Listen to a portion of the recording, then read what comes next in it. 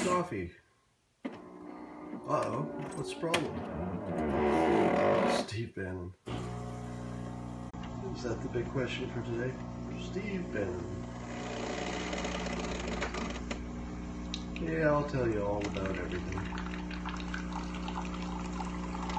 Contact him and help him. Does he need any help? Doesn't look like it. He's doing great. Yeah, I'm a little late this morning.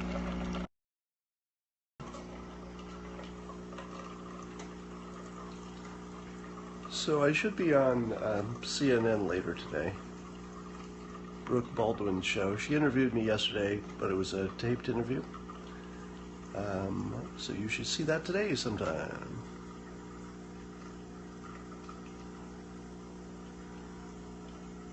Trump and China. We'll talk about all those things. Talk about Bannon? I will.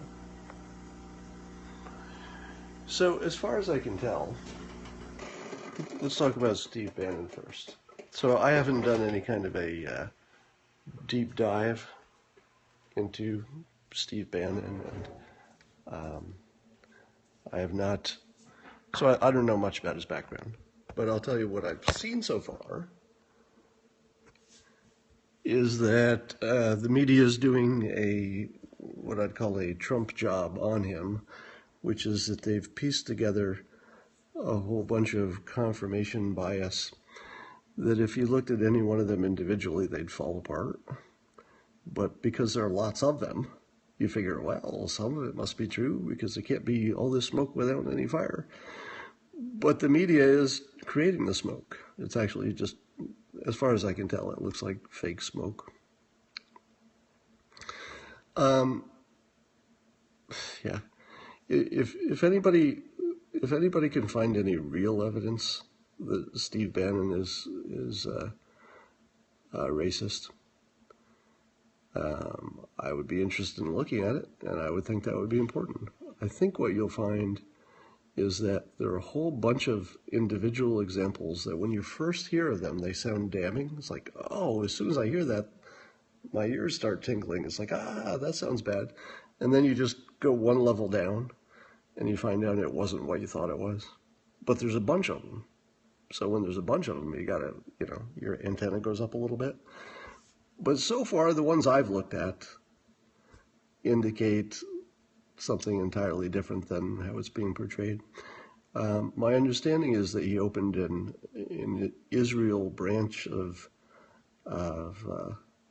his publication, Breitbart, specifically because he has a strong connection to Israel and he's pro-Israel. So if that's true, you can be pretty sure the other stuff is not true if it paints him as being anti-Jewish in some way. And really, what are the odds? I mean, think about it. What are the odds? And here's a question you won't hear. What are the odds that Ivanka? Yeah, what are the odds that his daughter, who is Jewish, and his son-in-law, who is Jewish, what are the odds that they were okay with a racist being appointed to a major post? They wouldn't be okay, and he wouldn't do it. There isn't the slightest. Do you think there's any chance that if Steve Bannon was really, an anti-Semite, that Ivanka and Kushner, her husband, do you think they would let that go? I'm telling you, if any of that was true, both of them would immediately abandon their father. There isn't any chance, hey, that's true. Now, that doesn't mean somebody isn't going to find something bad that he's said one time. I'm just saying that the anti-Semitism stuff is beyond ridiculous. Let's talk about the post that I posted this morning and then it got deleted. There was nothing weird going on except that my blog post was primarily about an article that I was referring to, and the article page went away. So right after I pointed to it, the link became no good. So I just removed the post because without the link, it didn't make any sense. but I noticed the link is working again, so I might repost it, but I've already deleted the post, so I'd have to rewrite it, so I wrote something else instead. Let's talk about Trump goes to China, or at least Trump talks to China. I loved the state newspaper that said he had impeccable, what was the word? Impeccable something? Impeccable, not manners, impeccable, somebody read it, diplomatic skills, yeah. Impeccable diplomatic skills. Now, think about that. Think about the fact that it's the official, it's an official publication of the government. So what they're saying is what the government wants them to say. And what they want to say is that Trump's not only not dangerous, he has impeccable diplomacy skills. And by the way, you know who knew that? I did. I knew that because we've been watching a man who turns into whatever he needs to turn into to get done whatever he needs to get done. So he's sort of a human chameleon because that's what persuaders are. Right? A good persuader becomes whatever they need to be to win a negotiation. Sometimes that means getting irrational, but you're acting when you're doing it. Sometimes it means, doing things provocative, but you're acting when you do it. So China, being the adults that they are, I always think of China as like the adults in the room, because China is willing to wait, 400 years for something to develop. It's like, well, I like where this is heading. 400 years, this is going to look great, and that's like good enough for China, because they're always like just a little bit more mature than we are. Doesn't it feel like that? China is just consistently a little bit more mature, and I think what you see when they label Trump as impeccably diplomatically skilled, that's persuasion too. And they're trying to say, we respect you, because they're going to get a better deal out of him if they do, right? You're talking about some of the smartest people in the world. The people who are so smart that they became leaders of China, the most populated country in the history of the planet. These are super smart, super savvy, super well-informed people. These are not normal people. These are the best of China's best, all right? So they're not idiots. So they know that the best way to get what they want out of Trump is to be polite and respectful. And guess what? That's the same way to get things out of them. So all they're doing is taking it to the highest standard, because that's where they want it to be.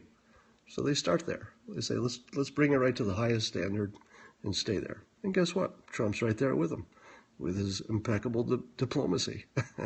Now, that doesn't mean things won't get dicey later, because that may be part of persuasion too. But at the moment, both of them are just being smart, saying good things about the other, priming, getting things ready for the negotiations that are to come. Smart stuff, and not at all dangerous.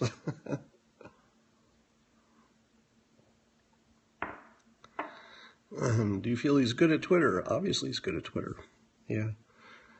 Part of what makes him good is that he's provocative. You end up reading his tweets 2 or 3 times to think, did he really need to say it that way? Wasn't there a better way to say it? And I think all that's intentional. You're hiding at work so you can watch. So let me talk about my blog today, if you haven't seen it. So there was a little thought experiment in there about abortion. And it goes like this. Find somebody who is very much in favor of a woman's right to choose, someone who is pro-abortion, and then propose to them this change in federal law and see if they would agree with it. Not that it's practical or it's going to happen, but just see if they would agree with this proposed change in federal law. That for the federal government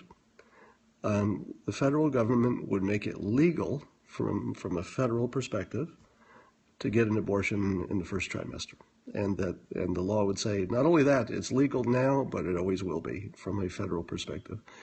Would you if you were in favor of abortion rights, would you be okay with that? Now, the problem is, and what makes this interesting, is that I just described Trump's policy, who is considered anti-abortion. But you could get almost any pro-abortion people to agree with it if you just word it the other way.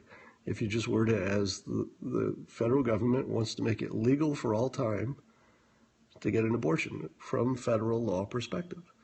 What it's silent about is that the states can do whatever the heck they want. That's how the Constitution is written, so long as it doesn't interfere with the federal government. And so you would expect that some states would, if they had the option, they would ban abortions. But here's what's different from the last time this conversation came up. Let's say the Roe versus Wade days. When Roe versus Wade first came up, think how different the times were. One difference is there was no internet and there was no social media. If today, imagine, so just another thought experiment. Let's say Roe versus Wade gets overturned and tomorrow states can decide to ban abortion. So some states go ahead and do it, other states don't. What happens to the economy of a state that bans abortion? Let's say you're Apple Computer and you're deciding to build a new factory. Are you going to put it in that state? Probably not, because the problem is that you can't attract talent to a state that has that restriction. You can get half as much talent as you want, but the other half is going to say, no, fuck that. I'm not going to move to a state that doesn't give women the right to choose. So it's just off the table. So if you're a Fortune 500 company and you're trying to decide what state to locate in, back in Roe versus Wade days, there was no internet, no social media. You could kind of get away with anything, right? You just move your factory there and, hey, you could get away with it because the public couldn't organize the way it can organize now. But the day you decided, hey, I'm going to move my factory to, let's say, Texas, and let's say in this imaginary future that Texas bans abortion, no big company can do it anymore. They just can't do it. You just can't move to a state that wouldn't allow abortion rights because you wouldn't be able to attract talent. It has nothing to do with your moral view as a company. It has to do with the fact that your talent pool would be halved. People just won't move there. All right? So states that ban it are probably going to overturn that ban in the long run because the economy will demand it. Now, they might find workarounds. You could imagine a state saying, abortion is illegal every place except this one county, just so that they have something to offer. So then, secondly, here's the other thing that's different, also because of the internet. You would assume that the day a state said, hey, we ban abortion going forward, that there would immediately be a network jumping up, maybe with an app that supports it, just to help women who need abortions, even if they don't have money, to get across state lines to a good facility, to be cared for while they're there, and to be guided back, maybe with a minder or a handler or something, to get back home when the procedure is done. So it seems to me that in the age of the internet, when people have more mobility and the world is sort of all connected, that even if a state banned it, you would immediately see apps and networks pop up just to solve that problem in ways that couldn't have been solved back in Roe versus Wade because we didn't have the internet. So today, and again, this is just a thought experiment. So let's say that a company pops up to just offer volunteers who will drive people across the border for this procedure because they feel passionately about it. All you need is an app to connect people with the people who are going to drive them. And suddenly it's terribly inconvenient. And I'm not suggesting that inconvenience is a good thing. I'm just saying that today, if Roe versus Wade went away, it wouldn't look anything like what it would look like if it never existed, right, back in the old days, because of the internet. The internet would solve a whole bunch of problems that couldn't have been solved before. Yeah, professional abortion driver. Money versus social.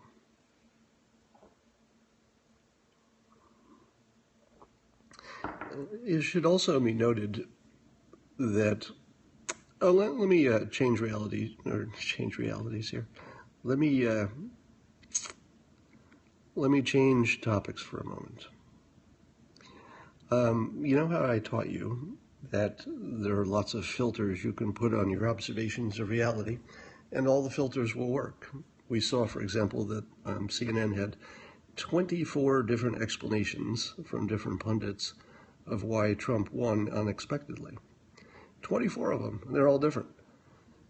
And all of those filters on reality work, meaning that if you believed any of those 24 things was the thing that mattered, you could hold that reality in your head while 23 other people have other realities in your head, and it wouldn't make any difference.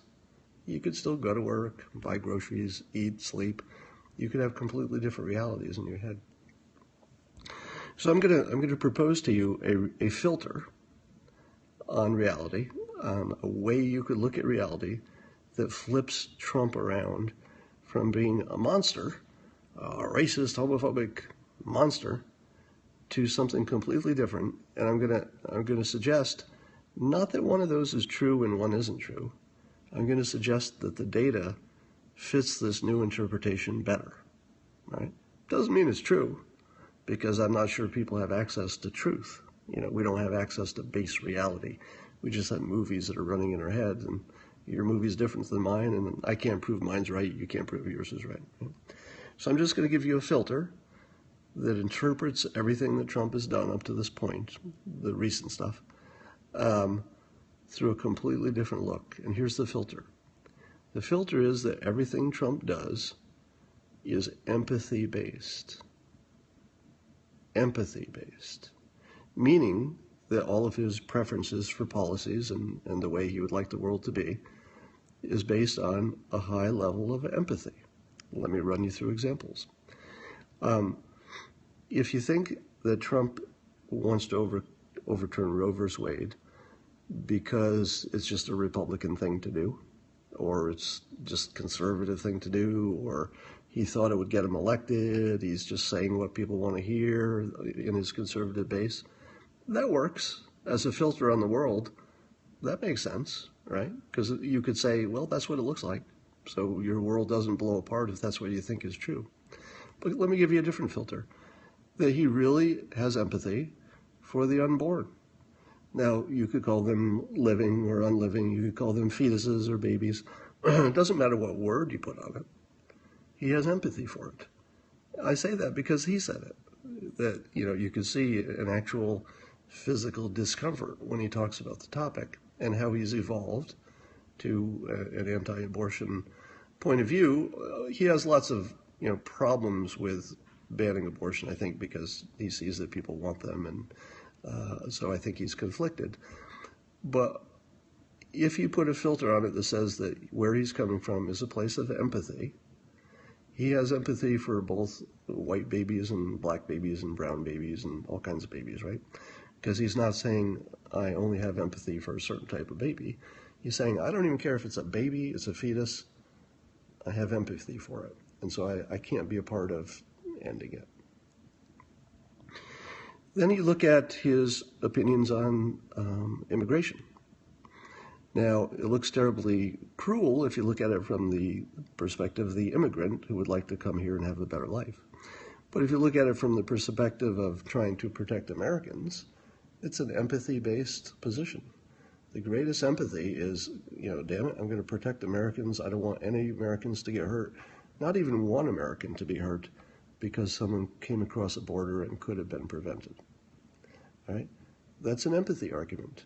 Now, it's not good for people who are not Americans, but nobody's empathy is universal, meaning that all empathy has a limit because it has to be. You have to choose, all right?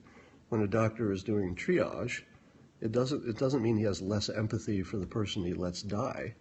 It just means that in the context of priorities, he had to put his empathy in one place at a time, and you got to choose. So an empathy argument is completely consistent with immigration restrictions, because the point of it is to protect people, because he cares. You could also say, hey, Trump was running for president for his ego because he's a big old narcissist. And it fits. It fits the data. There's nothing incompatible with that theory of life, that Trump's just a big old narcissist and he's just doing it for his ego. All the data fits that, right? Here's another thing the data fits. He's running because of empathy. He's running because he actually thinks the world needs the services he can offer. And he does offer unique services, right? He's willing to do things other people aren't willing to do. He's more persuasive than other people. He's willing to take more arrows in the back. He's willing to be shit on, just shit on, to get something done. What would explain that? Well, one is he's a big old narcissist and racist and blah, blah, and the data actually fits that. But here's something else the data fits. He's empathetic. He wants to help. He's reached a point in his life where it's more important to him to make a difference. Maybe even has some guilt over things he's done in the past. Just, speculating. But empathy would explain his immigration stand. It would explain why he has empathy for the unborn. It would also explain why he wants a strong military. It would explain that when he talks about fighting ISIS so enthusiastically, he talks about them chopping off heads and putting people in cages. He's not talking about some large, global concept. He's talking about empathy. He's talking about the person who got their head chopped off, right? Serious empathy. Even the grab them by the P word and everything else was in the context of, in his words, they let him do it, meaning that he thought he wasn't hurting anybody.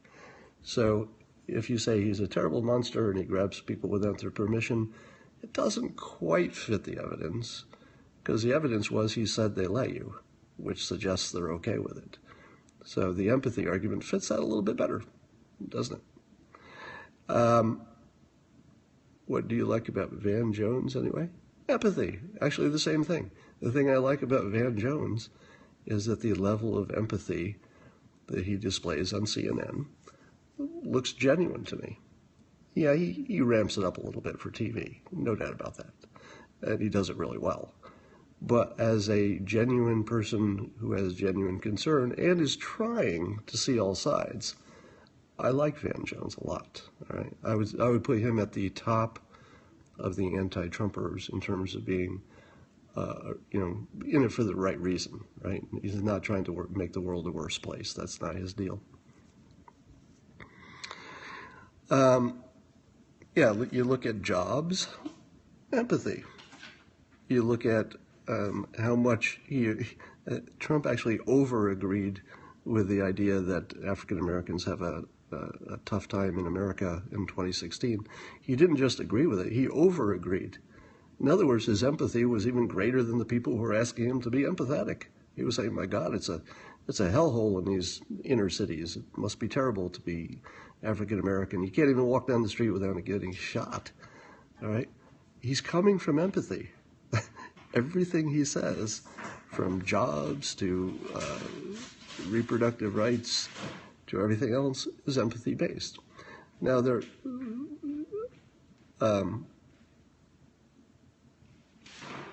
call people that can see all the movies running like you can. What do you call them? Well, in my book, God's Debris, I've got some description for that. You might want to check that out. Yeah. Who is the strongest voice on wounded veterans? Trump. Because of empathy. All right? Part of it is respect as well, because he holds the most respect for those who do the most. And, the wounded veterans have clearly just done the most, all right? There's nobody second place. They just did the most for the country. And so his empathy is the greatest. We have empathy for Hillary. Keep in mind that after Trump vanquished Hillary, Did he say good riddance? No, he praised her. He actually feels sorry for her. And honestly, I'm pretty sure that's true. I think he said she was smart and she fought well, and now he's moved on. If he were an evil bastard, he'd just be rubbing salt into the wound, wouldn't he? But he's not. The empathy theory, once again, explains all the data, right? Because it's hard to explain that he's Hitler and he's terrible when after he vanquishes somebody, he's nice to them, and says nice words.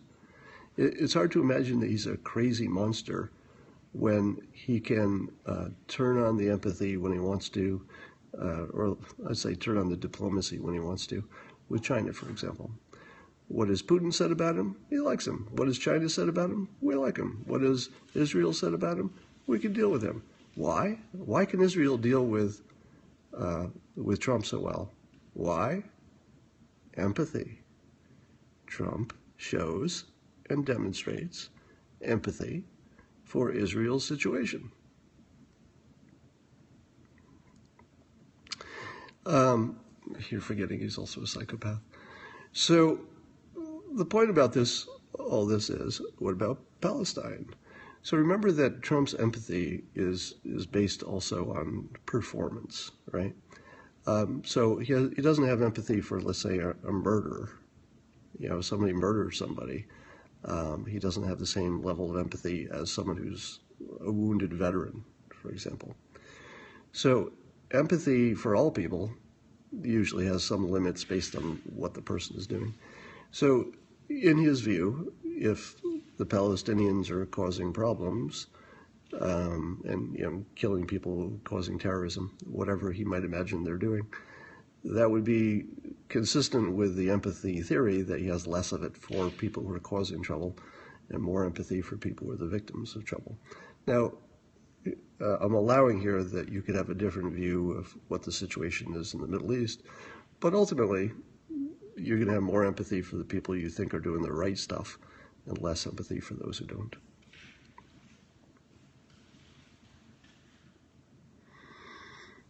Bill Maher has always been like that. Like what? Empathy-based? All right. Is he a psychopath? I would argue that a psychopath would not care about the unborn.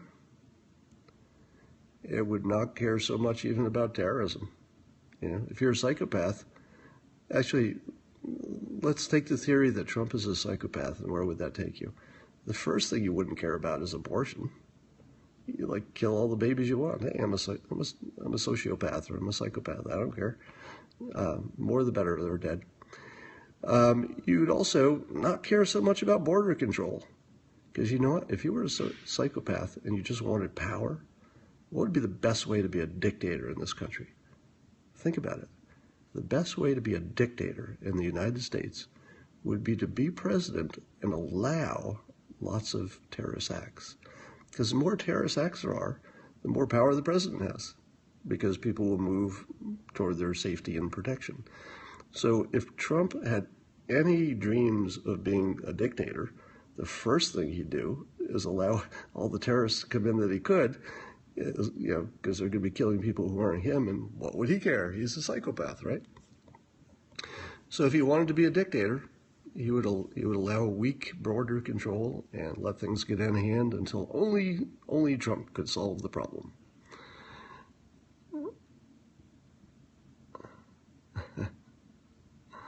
But no, what I'm describing is how different interpretations can fit the data. So while it's true that I just described a world in which Obama is a psychopath because he's letting people in and trying to become a dictator, there's enough data that doesn't fit that model for Obama. And by the way, let's talk about Obama for a moment. Let's say you hate everything Obama's ever done. Don't you at least have to give it up for him for how he's handling this transition to Trump? Now, he says he's doing it in part because he's paying it forward. Apparently the Bush administration did a good job handing over power to him, and he appreciated it. And he appreciated it on behalf of the country. So he's keeping it classy. That's exactly the word I was going to use. You can hate Obama's policies, but that guy is classy, all right? And he does the world a service. He does the republic a service by staying classy, when really he has every right not to be. Okay, Obama has every incentive in the world to not be classy, and his supporters probably wouldn't mind. In fact, it probably bothers them that he's being so good to Trump. All right, but he's taken it to a whole different level. All right, while you're lost in the weeds, Obama is basically securing his place in history as one of our most reasonable,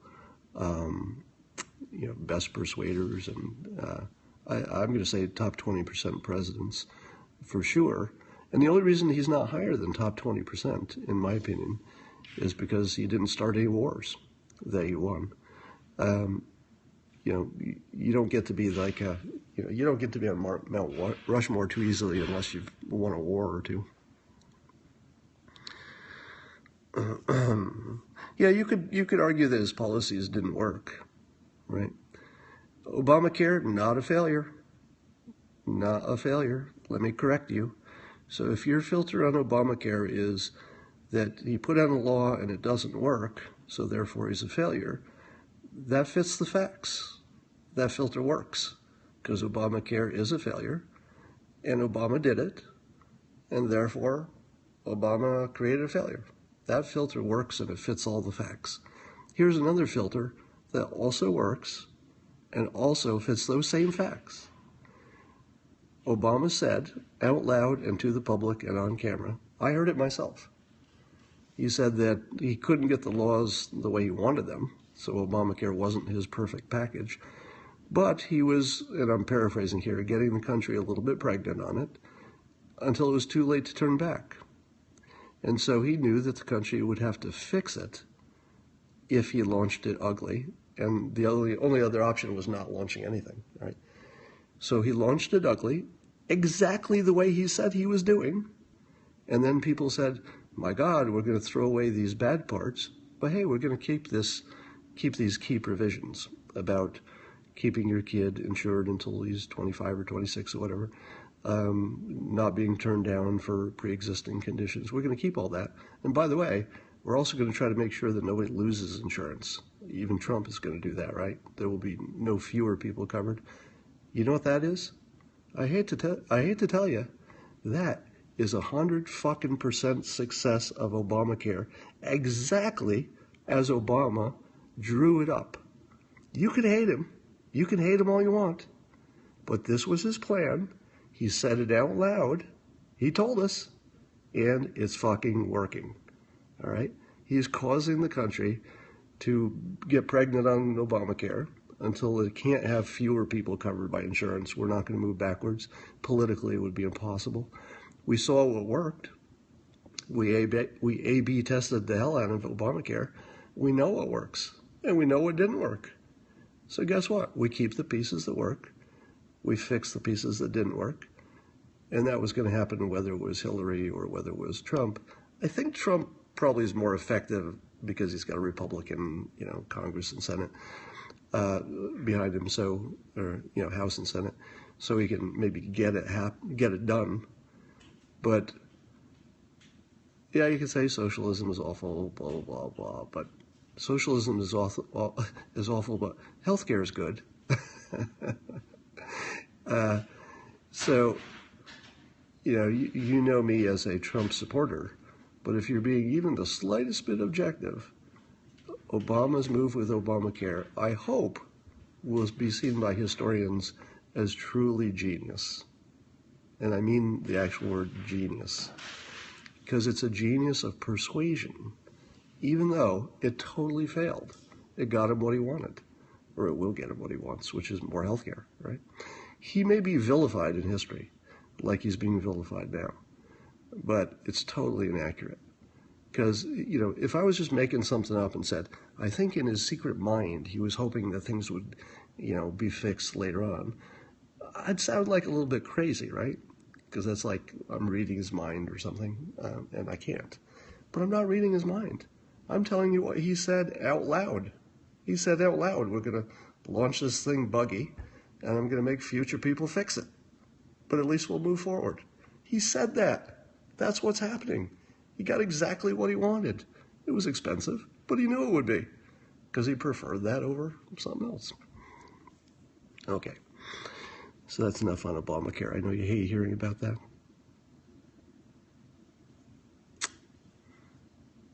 He won the drug wars.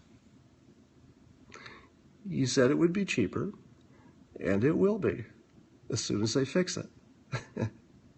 Everything that Obama said about Obamacare will probably come to be. It's just not going to happen right away. It's going to take, test this, that didn't work, try something else. That didn't work, try something else. Hey, this is working pretty well. If you see Obamacare as a goal, it failed. If you see it as a system, which it is, it's a system that allows us to crawl toward a best solution, then it worked. So read my book, How to Fail at Almost Everything and Still Win Big. That teaches you about systems versus goals, and I'll say more about that, about Trump. Because the big thing that people don't see about Trump, and apparently they didn't see about Obama either, is that they're both, wait for it, what do Obama and Trump have in common that other politicians don't have? Wait for it, systems. They're both systems players. They're not goal players. Sure, you need goals, like my goal is to become president. But after they become president, they don't say, here's my one magic bullet, here's the one thing I'm going to do that will solve everything. They might tell you that, but what they're doing is playing a system that crawls toward the best solution one test at a time. Ending weed prohibition as a pro-African American move, I like it. It's something that Obama could do. I'm sorry, Obama could do it today, but Trump could do it already. Trump could announce, look, and I would recommend that he do this. Actually, I don't predict it, so this is not a prediction, but it's a preference. I would like Trump to say, look, the prohibition on marijuana, the federal prohibitions, are counterproductive, and especially to the African American community, because we know they get arrested at a greater rate. So I'm going to end it, not because I'm pro-drug, but because I'm anti-unfairness. And it's an unfair burden on one part of society. So let the states work it out, but the federal government can't go along with that.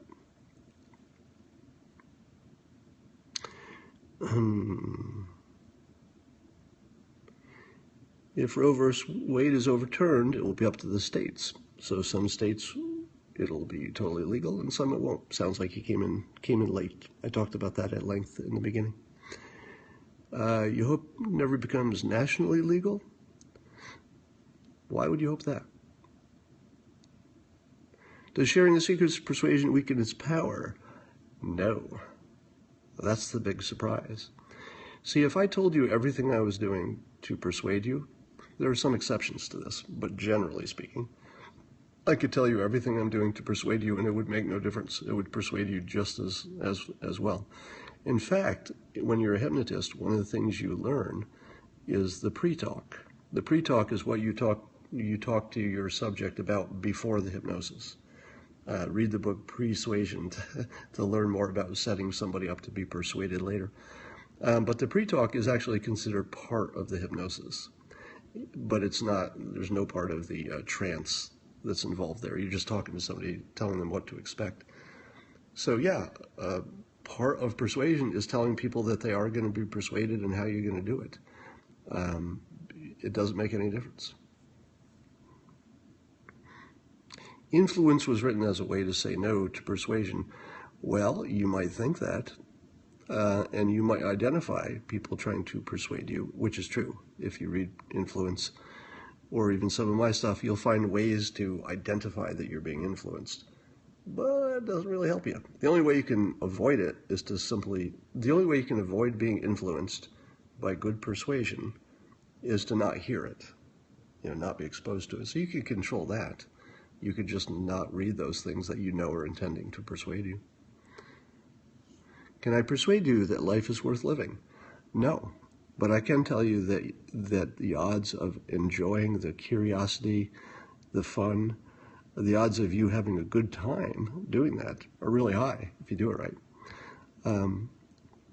I used to go through bouts of suicidal thinking, which is not uncommon. People have these periods in their life, and it didn't really matter what was going on. It didn't matter if the life was going well or not well. Just sometimes you get in those moods. Not lately, by the way. Lately, I haven't had those thoughts. But I found it very liberating, because as soon as I imagined that I could kill myself any minute that I wanted to, it actually changed how I saw my life.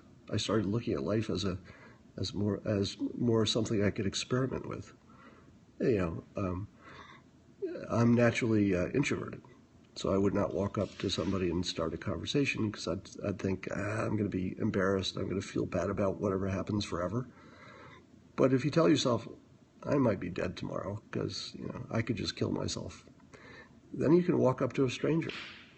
Think about it. If you knew you were going to be dead tomorrow, how easy could it be to walk up to a stranger and talk to him? And the funny thing is, you'd even enjoy it, because all the fear and the trepidation you have, gone. Because it's going to be gone tomorrow when you kill yourself, right? So I found that giving myself the intellectual freedom, if you will, to know that I could end my life anytime I want to, makes my experience of being alive today really, really fun. It's really a big mental change, and it happens pretty quickly. And I found myself taking more risks than I would, but not the kind that kill you, just a little more risk. I found myself not caring about being embarrassed, because you can just kill yourself tomorrow if it bothers you enough. But as soon as you start thinking that way, that life is limited, and you also imagine, how much does any of this matter after I'm dead? That the humiliation I suffer today, how much is that going to matter tomorrow if you're dead? Won't matter at all. So I found, as a way to orient myself and make life sweeter and more delicious, that I would just imagine what kind of risks I would take in my daily life if I knew I were going to be dead tomorrow. Now, I probably wouldn't take too many physical risks. I might go parachuting or something. Maybe I'd get a dirt bike. But these are sort of normal risks that people think about. And you'll find that as soon as you orient yourself toward, hey, I could be gone tomorrow. Let's walk up and talk to this stranger because I want to. Maybe it's somebody attractive and you want to introduce yourself. And what's the worst thing that could happen? Nothing, because you could be dead tomorrow. There's nothing that could happen. It just completely changes your experience of the world when you realize you have full control over whether you're humiliated tomorrow, because, hey, I'll just kill myself if I want to. I don't recommend you kill yourself. I recommend that if you feel like you want to, that you take that free pass for what it is. Life has given you a free pass to experiment. Just do some things you weren't going to do. Have some fun. Meet some strangers. Hit on somebody that's out of your league. Say some things out loud you shouldn't have said. Ramp up your risk. You'll have fun. Don't do crazy stuff, because you're probably going to be alive tomorrow.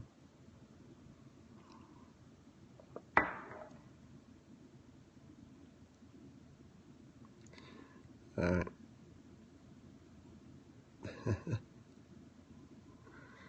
I didn't see you, Bernie, no. Be unapologetic for being yourself. Yeah, that's one way to go. Any tips for memory? Well, only that there are books on memory, and there's lots of reason to believe you can exercise it like a muscle.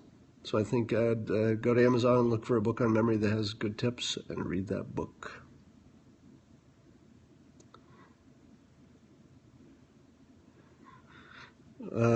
Deportation. I think it's too early to say much about sanctuary cities. There's just a lot of negotiating and stuff that'll happen between now and the time anything happens. How did I persuade Christina to be my girlfriend? The public wants to know.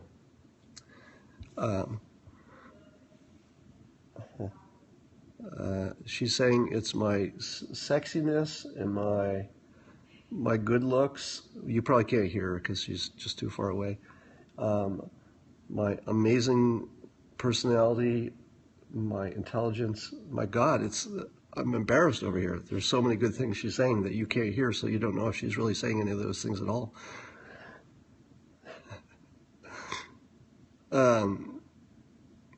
Pegs.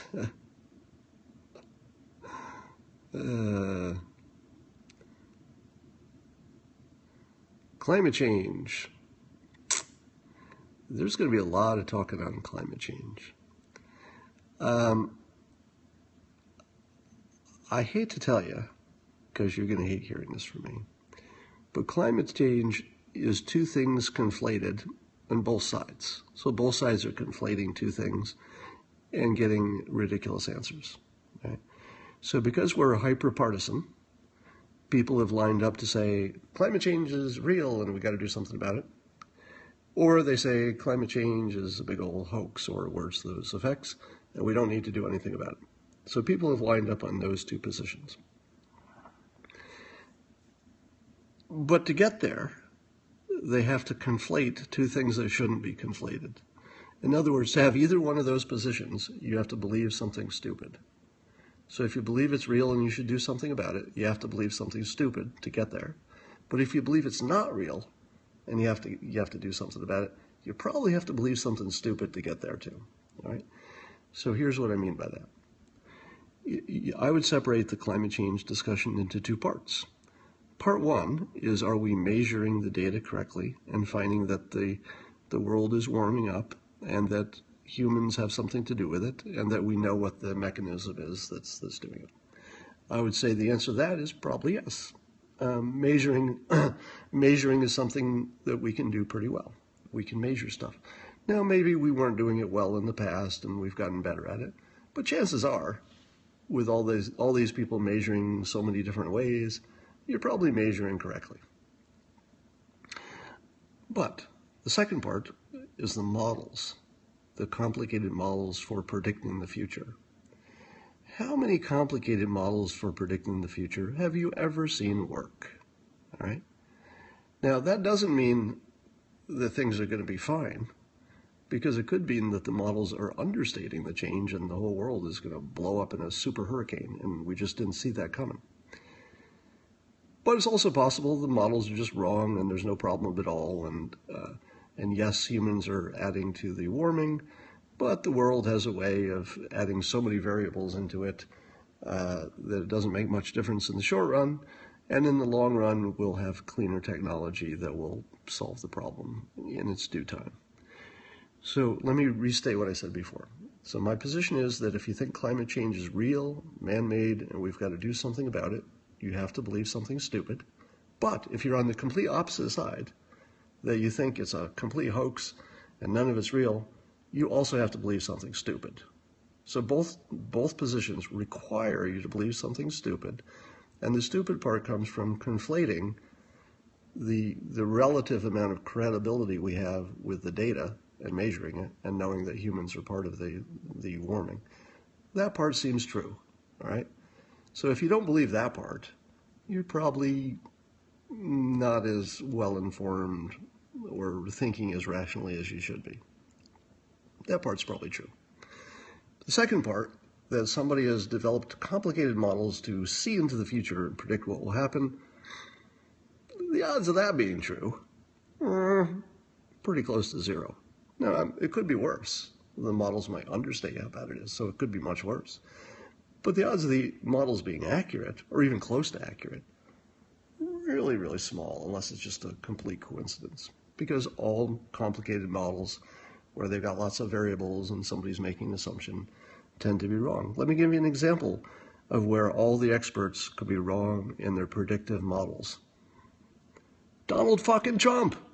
Donald fucking Trump. Every model was wrong, right? You could argue that there were a couple of polls that said he was going to win, but they seem to be outliers.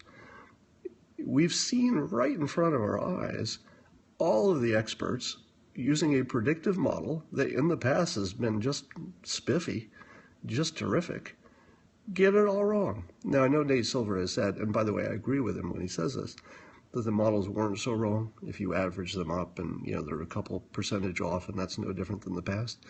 But it turns out that couple of percentage is the difference between yes and no. So that's as wrong as you can be. If you thought yes was no or no was yes, you're completely wrong, right? So you can say it was only 2% off, but it was completely wrong. And I would argue as well that there probably was a massive fraud. Trump won by enough votes that you can't tell, right? To me, the fact that it was as close as it was indicates there was almost certainly massive fraud. I say that because wherever there's an opportunity for fraud and a high incentive, in this case, the highest incentive there could be, half the country thought he was Hitler. And if they could stop him, they certainly would, even if they were honest, moral citizens. You're going to stop Hitler, right? Maybe you don't want to break the law in general, but if you get a chance to stop Hitler, you're going to do it. So there's a near guarantee that people at least tried to fix the election to stop Hitler. Yeah, I read about the 3 million illegal citizens who may have voted. I'm not sure that's confirmed, and so I wouldn't put a ton of credibility by that. But whether that's true or not, the odds that the thing was fraudulent are pretty high. So now other people have said, yeah, we get complicated models right all the time. Take physics. Einstein's theories are very complicated math, and they continually prove to be correct. But math is sort of self-checking, meaning if you start with some theories that are correct, because they meet all the requirements of science to be correct, and you build a new mathematical formula based on these other mathematical formulas that were also true, your odds are going to be a lot better that you get something true. All right, so within physics and within math, yeah, the complicated models sometimes can get you the right answer. But in the real world, when you're looking at behavioral stuff and lots of variables and you're just sort of guessing on which variables matter, those models, not so good. I'm sure a weather model is pretty good at predicting the weather tomorrow based on today, but your weather models are really bad at predicting what the weather will be on Tuesday a year from now, except in California where it will be 85 degrees and sunny. But, all right, so here's why I say both sides of the climate change argument are probably relying on something irrational for their opinion. The people who say it's real and it's true and we have to do something about it right now don't realize that complicated models that have this many variables and depend on assumptions to be created are almost never true. So they're imagining a future that they think is certain, that is as far from certain as anything could possibly be. It's just models that are typically models of this kind are very wrong. Again, it doesn't mean that things won't be worse than the models say. It could be the end of the world. So I think a reasonable person could say, well, I don't want to take a 1% chance of the end of the world, so we better, double down on this climate change stuff. And that would be reasonable. Now, the people who say that climate change is a hoax like to look at not just the model being wrong, which it almost certainly is, but they like to look at the data being wrong. All right. I think if you're arguing against the bulk of scientists who are operating in this field, the data is probably not wrong. All right. So I think you're on real shaky grounds when you say the scientists are not gathering the data correctly, because they're gathering it in so many different ways and so many different people doing it that it's unlikely that's happening. Now, if I put the persuasion filter on this situation, I'm gonna say the thing that's hardest to believe, and it would have been harder to believe before you watched Trump get elected. It's a little easier to believe now. Actually, this is something I probably wouldn't have even said a year ago, or at least I wouldn't have said it as publicly. The odds that all the scientists could be wrong, even though it looks as scientifically proven as anything could be, that at least the data says the Earth is warming, the odds of all of them being sort of deluded. If I ask you, what are the odds that all these scientists could be deluded? If I asked you that last year, you'd say, pretty low. But now that you know more about persuasion, and you know that people operate based on feeling, and then they fit the facts to their explanation later. Now you know that that's the real way the world works. I will tell you that mass delusions of this size are completely normal within the persuasion filter. So the filter you're putting on the world probably is the normal filter where people are rational and people do rational things, and science is not right every time, but it moves toward being right. It has mechanisms to move from wrong to right.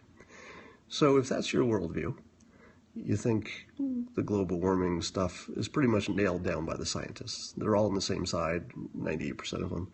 They got this. That would be the normal, credible, reasonable, rational way to look at the world, and a popular one. The persuasion filter says that under all these same facts, everything you're observing, it can all be true, and all the scientists could still be wrong. And it wouldn't even be hard. In other words, we have a setup that is perfect to create mass delusion, even among scientists, right? So I'll say that as clearly as possible. I'm not saying that all the scientists are deluded. I'm not saying they're wrong. I think they probably measured the data right, at least. But you do have a situation where if everything that was true today was true, that a scientist, hypothetically, who discovered that climate change wasn't happening, this is just a thought experiment, that scientist would reinterpret his results in his mind to be false, because he doesn't want to ruin his life by coming out against the scientific consensus and having his whole life fall apart. So when you have that situation where all the other experts are on one side, and if you were to disagree with them, your life would be ruined, and by the way, all the experts are on the other side, and why would you not believe them? You got into science. The whole reason you became a scientist is because you believe scientists. Scientists are cool, they get it right. So you're the last person in the world as a scientist who's going to believe all the other scientists are wrong.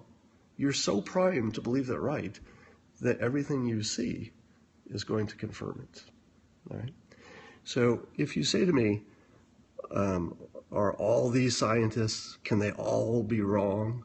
I would say, depends on the topic. Right? If it were a topic that was not in the news, didn't make any difference to your daily life, and was purely a matter of rational thought and scientific exploration, and all the scientists were on the same side, well, let's say 98% were on the same side, I would say almost certainly they're right, because there's no emotional, irrational component. It was just a fact. They looked into it. They got the same answer. Very, very likely to be true. But now give me a situation where all the scientists are in this hyper-partisan situation. Emotions are deeply involved, because if they're wrong, their entire self-worth is in question. Their whole life as a scientist is now called into question because they believe something that was ridiculous. Again, this is just a thought experiment. So if they're wrong, they've dedicated their life to a lie. They put their reputation, their life, their feelings, everything into this thing that was wrong. And then they find out that's what happened. They find out that they were wrong and they were ridiculous, and the science was like wrong on this big thing. What would happen? What would be the normal thing that would happen to a human brain, scientist or non-scientist, in that situation? The normal expected psychological phenomenon is that the scientist would go into deep cognitive dissonance and reinterpret his situation to be consistent with his self-image as a scientist who knows stuff. And that scientist knows that climate change is real, and so he takes his data this is just a thought experiment. He takes his data that shows it's not real, and he says, damn, I measured everything wrong. I think I'll better put this aside. All right. Now, again, I have to reiterate every few minutes here because I know people are coming in the middle of this thing. My best guess is that the scientists are accurately measuring climate change as it happens now, but my assumption is that climate models are not accurate. All right. However, if those scientists were not measuring climate change correctly, I'm not saying that's the case, I'm just saying if they weren't, it would look exactly the same to them as it looks now. All right? I'll say that again. If the scientists were measuring all the climate change data correctly, it would look like it looks now, because most of them agree with it. It all looks good. They're cross-checking with each other. They're doing studies that confirm other studies. It looks real.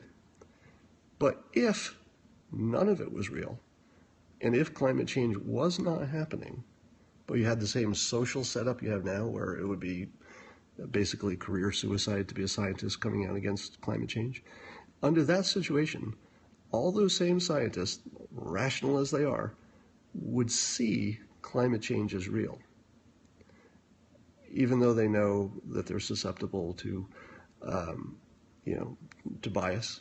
They would think that they had removed it by doing all these cross-checks and having peers review their studies and all that. But they'd be wrong, because unless those scientists were also cognitive scientists, they have no idea how easily they can be fooled, even by scientific findings. So, I'll reiterate to close this out. I'm pretty sure the scientists are right about the data, but if they were completely wrong, it would look the same to us.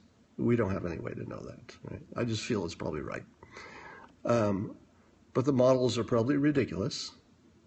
That, however, does leave the possibility that things could be worse than we think. So I'm not saying there's no risk from climate change, because if we get it wrong, well, there goes the climate. And then the other thing that's completely unpredictable, and no scientist can predict that, is what technologies are being developed in somebody's garage. I think it's far more likely that even if the climate change models are correct, even if they don't get the timing right, that the world is in deep danger if we keep polluting it the way we are. I think it's also likely, to the point of almost guaranteed, based on the Adams law of slow-moving disasters, that a technology will emerge where we can just sort of clean things up if we need to. Yeah. There's one technology that's already on the drawing board, where you put basically a big pipe into space, and I think you keep it by a balloon or something hovering up there, and it just like sucks all the carbon dioxide up into space, something like that. I think I have all the science wrong, but there are technologies that look pretty good to just get rid of the carbon dioxide if you need to. But it would take $100 billion to do it. And if we wait, let's say we wait 10 years, and climate change gets really gnarly, and then we spend $100 billion because we waited too long to build this tube that sucks the CO2 out of the atmosphere. We're probably still better off having waited, because even though it cost us, $200 billion in this thought experiment, we probably, maybe we lost $200 billion in farming and lost productivity, but we're still better off waiting. Let me give you an example of the same economics.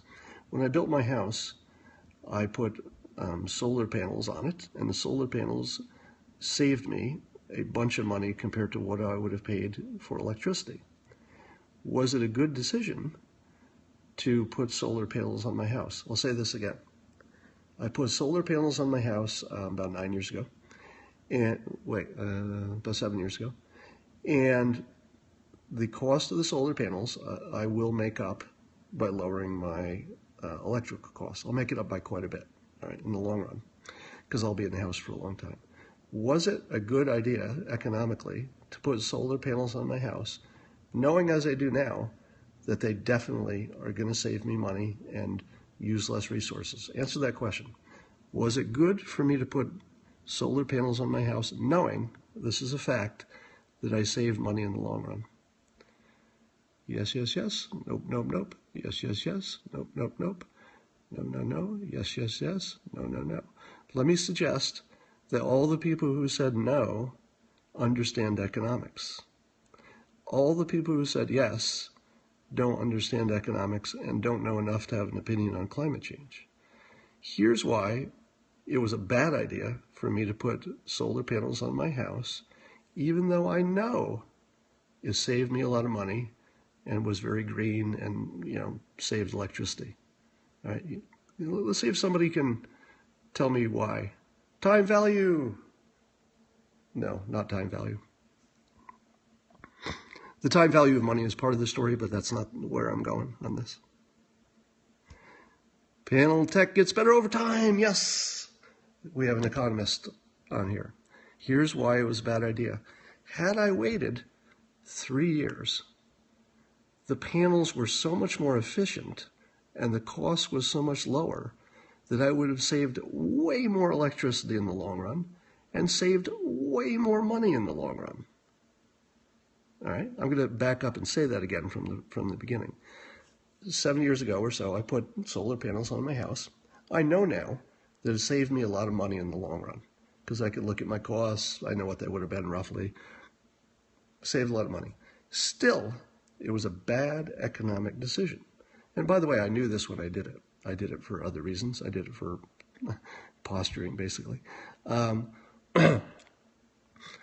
I knew it was a bad idea, but I did it anyway. And here's why it was a bad idea. Because I knew that the direction of solar panels was to become so much cheaper that if I'd simply waited 3 years and put them on, I would have, half the cost initially, and they'd be far more efficient. So I'd save way more money and make the world way more green. So putting solar panels on my roof as soon as I did was a terrible decision for the economy. Now, you could argue that people like me had to go first to bring down the cost for other people. So in some weird way, it actually did make sense for the world that I wasted my money and bought solar panels when I did, because that's what allows the market to grow. It's what allows, in the corporate world, we used to call that what was the term, the stupid rich? So the people who adopt things first because they have too much money and they haven't thought it through. The stupid rich have to go first because that's what makes a market. And then, the smart people who have less money can get in later, and then it makes sense for them. So let me bring that back to climate change.